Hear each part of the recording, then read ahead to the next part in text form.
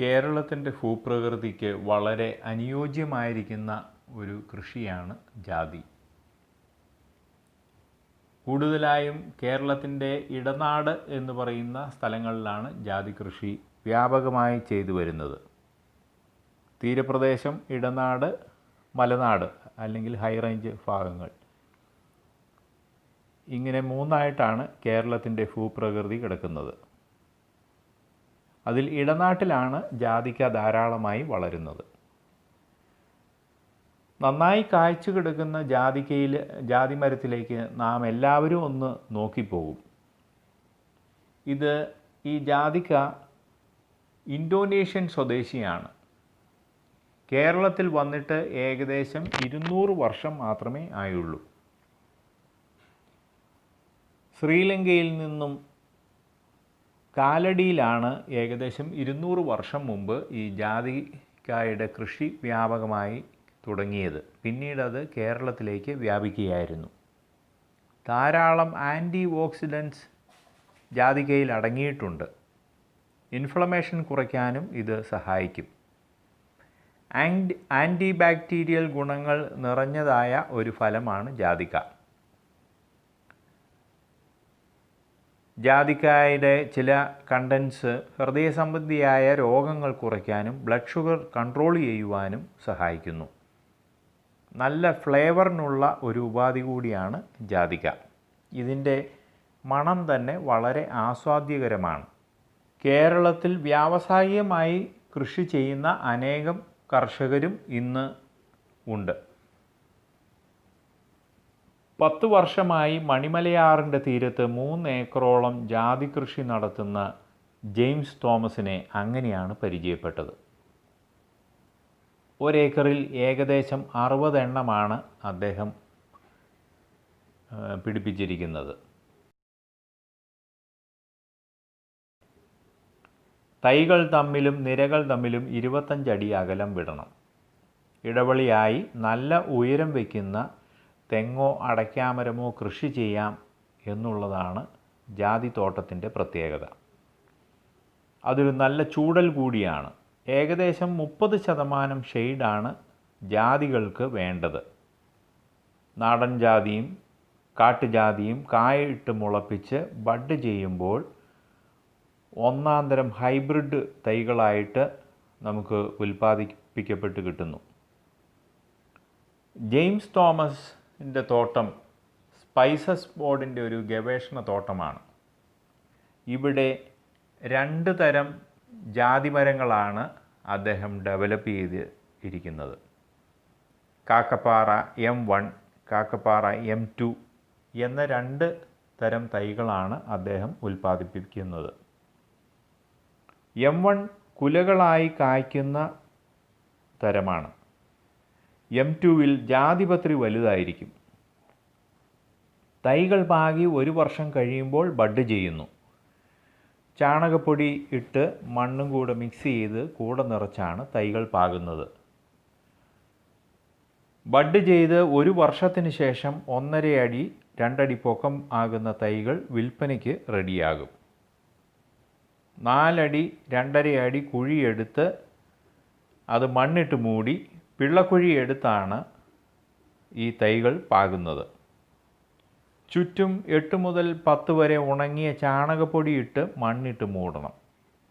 നല്ല വെയിലാണെങ്കിൽ അല്പം ചൂടൽ ജാതി തൈക്ക് ആവശ്യമാണ്. 1 വർഷം കഴിയുമ്പോൾ 1 കിലോ സ്റ്റെറാമീലും ചാണകപ്പൊടി 8 കിലോയും ഇടണം.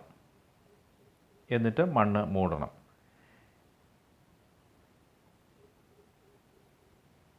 ഒരേക്കറിൽ 60 എണ്ണം വരെ നടാം. 3-4 വർഷത്തിൽ തൈകൾ കായ്ക്കാറാകും. 2ാമത്തെ വർഷം 2 കിലോ സ്റ്റെറാമീലും 3ാമത്തെ വർഷം 3 കിലോയും. അങ്ങനെ സ്റ്റെറാമീലിൻ്റെ അളവ് ഓരോ വർഷം കഴിയും തോറും അല്പാൽപമായി കൂട്ടിക്കൊണ്ടിരിക്കണം.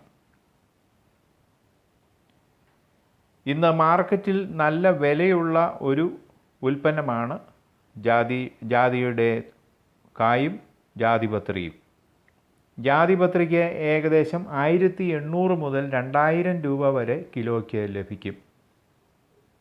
തൊണ്ടോടുകൂടി 240 മുതൽ 260 വരെ ജാതിക്കായ്ക്കും വിലയുണ്ട്. ജാതി തോട്ടമുണ്ടെങ്കിൽ അതിൻ്റെ കച്ചവടക്കാർ വന്ന് ഈ ജാതിക്ക കളക്ട് ചെയ്ത് കൊണ്ടുപോയിക്കോളും.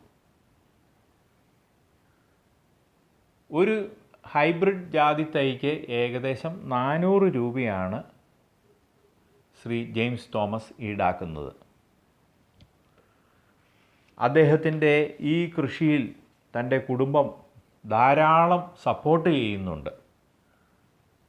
ഈ 3 ഏക്കറിൽ ഉൽപ്പാദിപ്പിക്കപ്പെടുന്ന ജാതിക്ക, അതിൻ്റെ തൊണ്ട്, ഫ്ലഷി പാർട്ട്, അത് വെറുതെ കളയുവാനായിട്ട് അദ്ദേഹത്തിൻ്റെ വൈഫ് സിജി തയ്യാറല്ലായിരുന്നു. താനും ഗവേഷണം ചെയ്ത് അതിൽ നിന്നും വൈൻ ഉൽപ്പാദിപ്പിക്കാം എന്ന് കണ്ടുപിടിച്ചു. അങ്ങനെ നല്ല ഒന്നാന്തരം വൈൻ താൻ ഉണ്ടാക്കിയെടുത്തിട്ടുണ്ട്. ഗ്യാസ് ട്രബിൾ, വയറുവേദന, ഇതിനൊക്കെ വളരെ നല്ലതാണ് ജാതിക്ക കൊണ്ടുണ്ടാക്കുന്ന വൈൻ. ഇതിൻ്റെ വിളവെടുപ്പ് കഴിയുമ്പോൾ ജാതിക്കായുടെ തൊണ്ട് ജാതി ചോട്ടിൽ കിടക്കുവാനായിട്ട് ഒരു കാരണവശാലും അനുവദിക്കരുത്. അതവിടെ കിടന്ന് അഴുകി മണ്ണിനോട് ചേരുമ്പോൾ മണ്ണിൻ്റെ അസിഡിറ്റി കൂടുവാനായിട്ടുള്ള സാധ്യത വളരെ കൂടുതലാണ്. അത് ജാതി തൈയെ പ്രതികൂലമായി ബാധിക്കും എന്നുള്ളതിനാലാണ് ആ തൊണ്ട് അവിടെ നിന്ന് എടുത്ത് മാറ്റണം എന്ന് സ്പൈസസ് ബോർഡ് റെക്കമെൻഡ് ചെയ്യുന്നത്.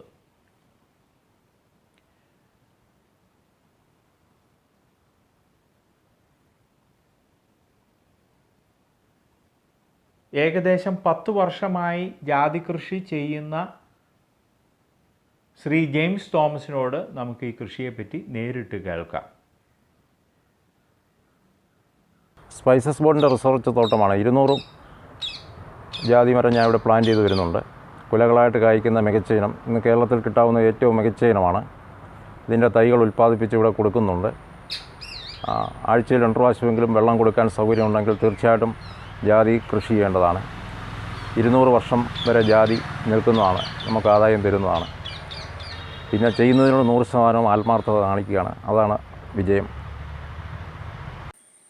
ജാതിക്കയുടെ കാര്യത്തിൽ ലോകത്തിലെ മികച്ച കയറ്റുമതി രാജ്യങ്ങളിലൊന്നാണ് ഇന്ത്യ.